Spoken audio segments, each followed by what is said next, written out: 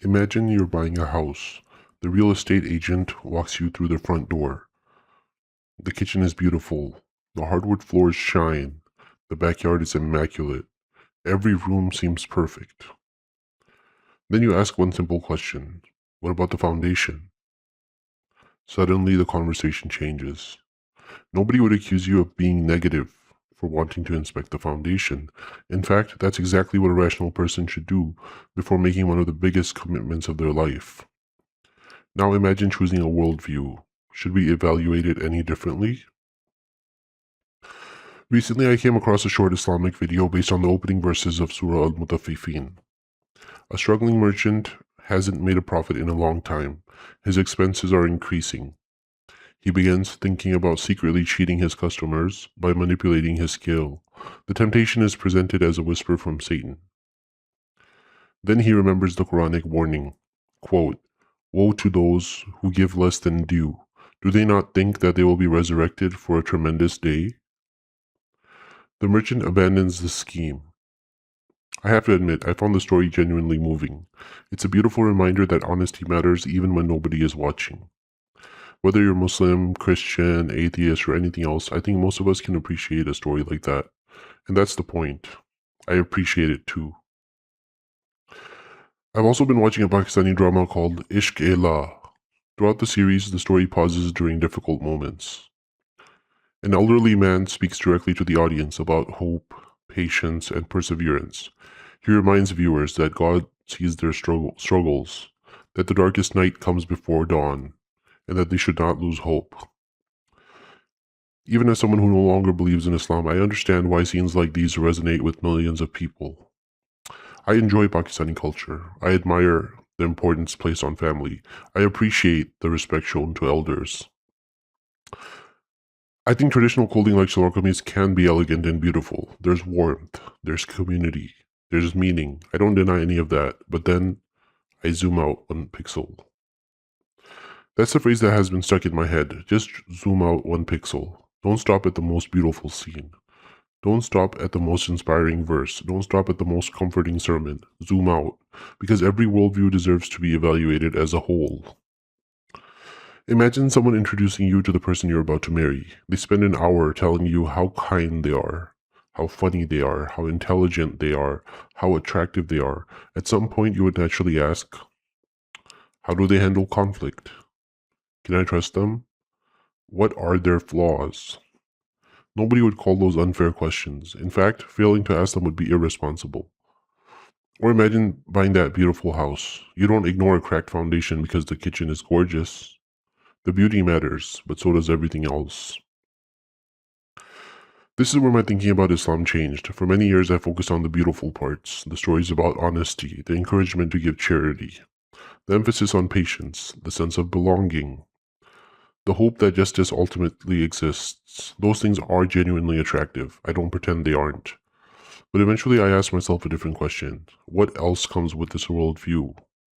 That changed everything. Because when I zoomed out, I saw questions I could no longer ignore. If cheating customers is condemned so strongly, what about slavery? What about concubinage?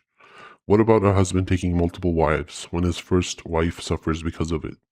What about eternal punishment for disbelief? What about a God who remains hidden while billions of sincere people reach different conclusions? These weren't small details to me, they were part of the foundation, and I couldn't convince myself that the beautiful kitchen outweighed a foundation I no longer trusted. Sometimes people ask me, but hasn't Islam inspired millions of people? Yes, I think it has. Has Islam helped people overcome addiction? Yes. Has it encouraged honesty, charity, forgiveness, and perseverance? Absolutely. I'm happy when people become kinder.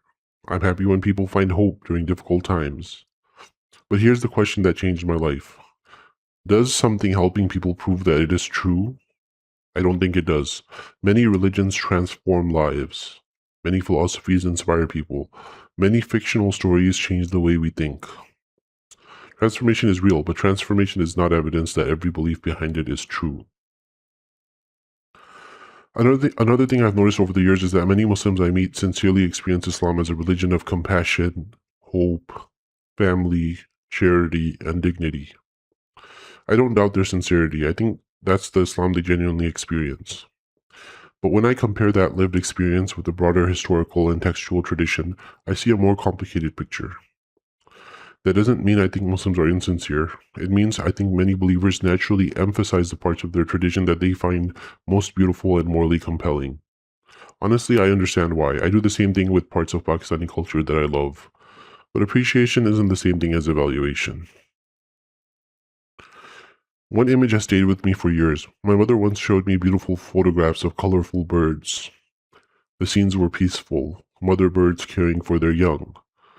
Nature looked harmonious. Then, in the background, I noticed a pelican swallowing a baby bird alive. From that moment on, I couldn't stop thinking about it. The beauty was still there. I hadn't imagined the beautiful colors. I hadn't imagined the mother's care. But I also couldn't pretend the other part did not exist. That image captures how I evaluate worldviews. I'm not blind to the beauty. I simply don't think the beauty allows us to ignore everything else.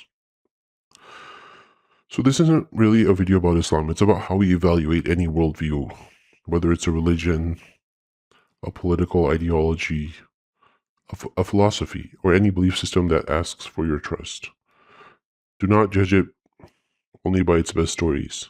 Do not judge it only by its most inspiring moments. Do not judge it only by the things that make you feel warm inside. Zoom out one pixel. Ask what comes with the entire package, because major commitments deserve whole picture evaluations. I still appreciate beautiful stories. I still appreciate hope. I still appreciate cultures that produce kindness, family, and resilience. But appreciation is not belief. Beauty is not proof. And before I trust any worldview, I want to inspect the foundation, not just admire the kitchen. Sometimes all it takes is zooming out one pixel.